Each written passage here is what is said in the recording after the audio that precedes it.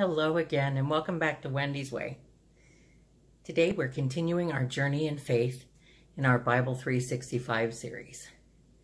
If this is the first time you've joined us, we are reading through the Holy Bible in an approximate chronological order from the English Standard Version. And we're doing it in 365 sessions. Today is number 100. Pretty excited about that. Only 265 to go. We're going to get there. And I tell you, as this gardening season comes to a close, hopefully within the next few weeks or so, I'm going to be much more consistent with the frequency of my recording. I thank you for joining me today. We are going to be reading from the book of 1 Samuel, chapters 8, 9, and 10. Okay.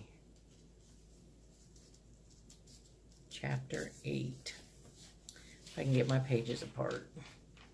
You know, they can make it giant print,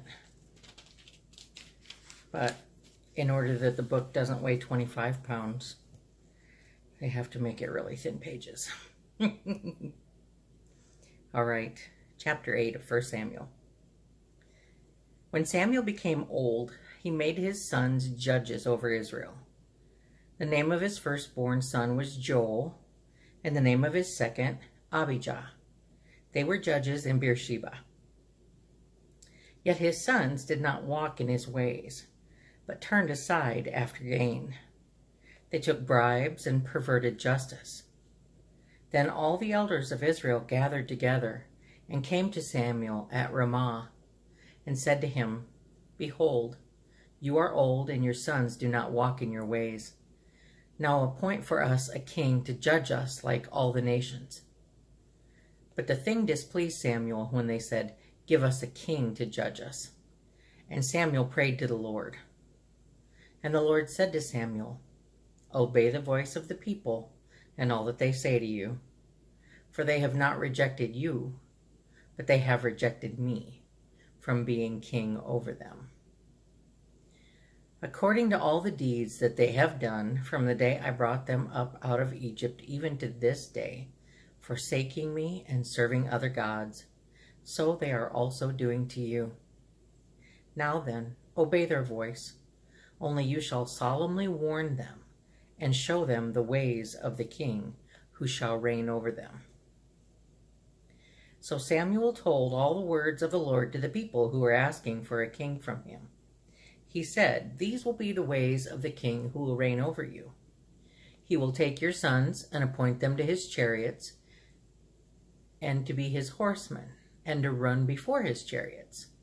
And he will appoint for himself commanders of thousands and commanders of 50s, and some to plow his ground and to reap his harvest, and to make his implements of war and the equipment of his chariots. He will take your daughters to be perfumers and cooks and bakers. He will take the best of your fields and vineyards and olive orchards and give them to his servants.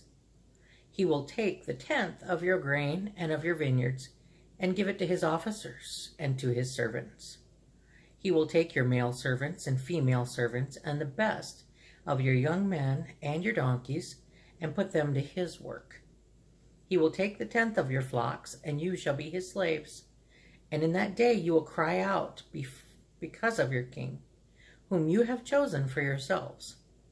But the Lord will not answer to you in that day." But the people refused to obey the voice of Samuel, and they said, "No, but there shall be a king over us, that we also may be like all the nations, and that our king may judge us and go out before us and fight our battles." And when Samuel had heard all the words of the people, he repeated them in the ears of the Lord.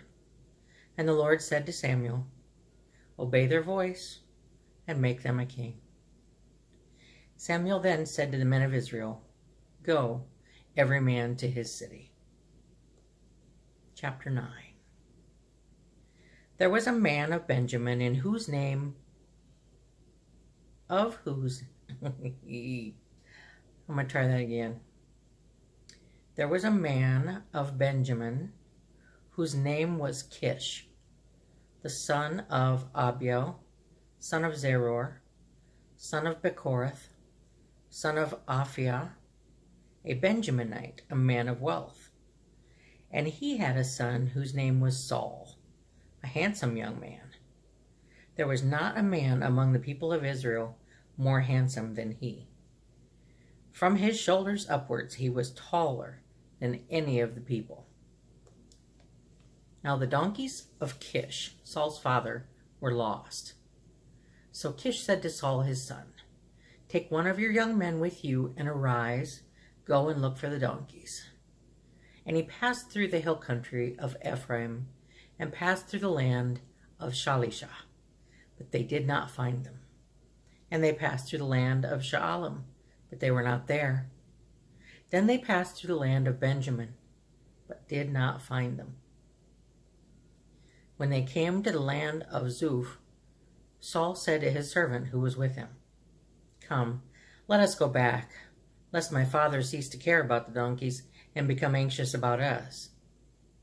But he said to him, "Behold, there is a man of God in this city, and he is a man who is held in honor. All that he says comes true. So now let us go there. Perhaps he can tell us the way we should go." Then Saul said to his servant, "But if we go, what can we bring the man? For the bread in our sacks is good, and there is no present. The bread in our sacks is gone, and there is no present to bring to the man of God. What do we have?" The servant answered Saul again, "Here I have with me a quarter of a shekel of silver, and I will give it to the man of God to tell us our way." Formerly in Israel, when a man went to inquire to God, he said, "Come, let us go to the seer." For today's prophet was formerly called a seer. And Saul said to his servant, "Well said, come, let us go." So they went to the city where the man of God was. As they went up the hill to the city, they met young women coming out to draw water, and said to them, "Is the seer here?" They answered, "He is. Behold, he is just ahead of you. Hurry, he has come just now to the city, because the people have a sacrifice today on the high place. As soon as you enter the city, you will find him, before he goes up to the high place to eat. For the people will not eat until he comes, since he must bless the sacrifice. Afterward, those who are invited will eat. Now go up, for you will meet him immediately." So they went up to the city. As they were entering the city, they saw Samuel coming out toward them on his way up to the high place. Now the day before Saul came, the Lord had revealed to Samuel, "Tomorrow, about this time, I will send you a man from the land of Benjamin, and you shall anoint him to be prince over my people Israel. He shall save my people from the hand of the Philistines, for I have seen my people, because their cry has come to me." When Samuel saw Saul, the Lord told him, "Here is the man of whom I spoke to you. He it is who shall restrain my people." Then Saul approached Samuel in the gate and said, "Tell me, where is the house of the seer?"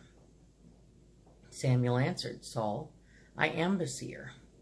Go up before me to the high place, for today you shall eat with me, and in the morning I will let you go and will tell you all that is on my mind. As for your donkeys that were lost 3 days ago, do not set your mind on them, for they have been found. And for whom is all that is desirable in Israel? It is not for you and for all your father's house? Is it not for you and for all your father's house?" Saul answered, "Am I not a Benjaminite, from the least of the tribes of Israel? And is not my clan the humblest of all the clans of the tribes of Benjamin? Why then have you spoken to me in this way?" Then Samuel took Saul and his young man and brought them into the hall and gave them a place at the head of those who had been invited, who were about 30 persons. And Samuel said to the cook, "Bring the portion I gave you, of which I said to you, put it aside. So the cook took up the leg and what was on it and set them before Saul. And Samuel said, see, what was kept is set before you. Eat, because it was kept for you until the hour appointed, that you might eat with the guests. So Saul ate with Samuel that day, and when they came down from the high place into the city, a bed was spread for Saul on the roof, and he lay down to sleep. Then at the break of dawn, Samuel called to Saul on the roof, up, that I may send you on your way. So Saul arose, and both he and Samuel went out into the street.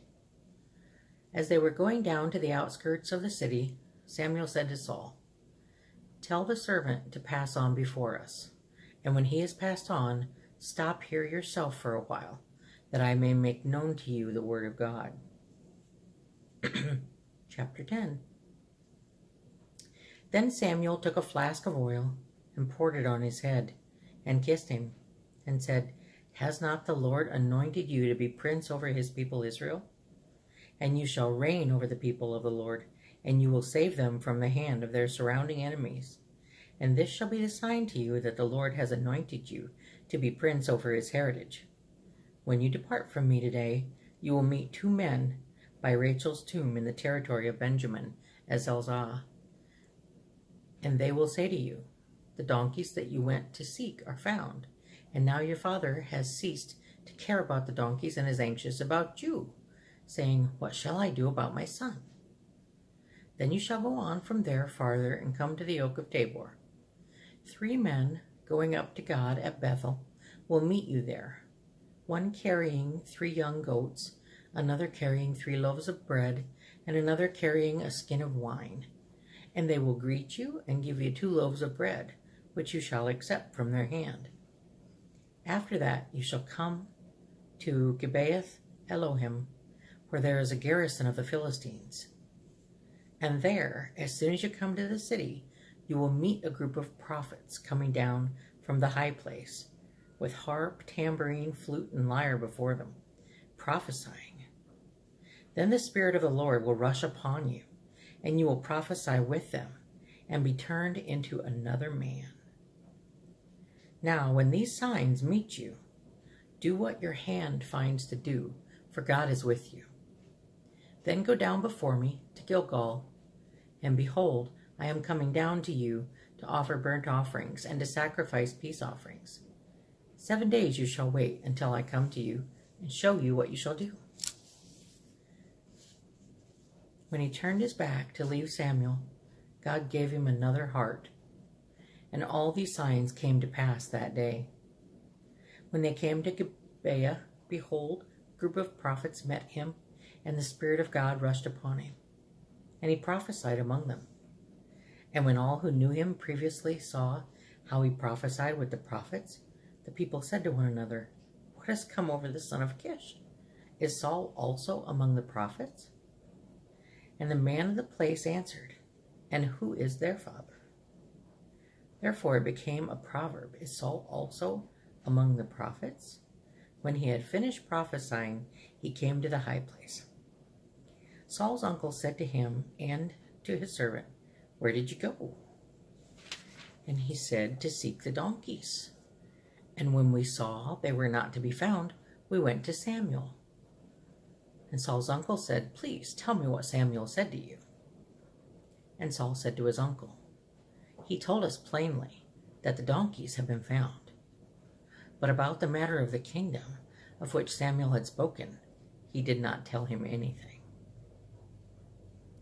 Now Samuel called the people together to the Lord at Mizpah, and he said to the people of Israel, thus says the Lord, the God of Israel, I brought up Israel out of Egypt, and I delivered you from the hand of the Egyptians and from the hand of the kingdoms that were oppressing you.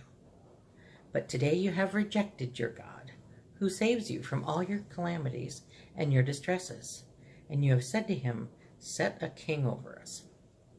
Now therefore present yourselves before the Lord, by your tribes and by your thousands. Then Samuel brought all the tribes of Israel near, and the tribe of Benjamin was taken by lot.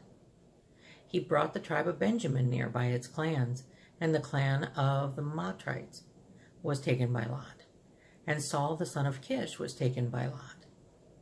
But when they sought him, he could not be found. So they inquired again of the Lord, Is there a man still to come? And the Lord said, Behold, he has hidden himself among the baggage. Then they ran and took him from there, and when he stood among the people, he was taller than any of the people, from his shoulders upward. And Samuel said to all the people, Do you see him whom the Lord has chosen? There is none like him among all the people. And all the people shouted, Long live the king. Then Samuel told the people the rights and duties of the kingship, and he wrote them in a book and laid it up before the Lord. Then Samuel sent all the people away, each one to his home. Saul also went to his home at Gibeah, and with him went men of valor, whose hearts God had touched. But some worthless fellows said, How can this man save us? And they despised him, and brought him no present. But he held his peace. Alrighty. Now we start the stories of the kings. We're still in 1 Samuel. That was day 100. I'm so pleased that you chose to join me. I pray that the good Lord who blesses me each and every day of my life will bless you as well, today and always. Amen.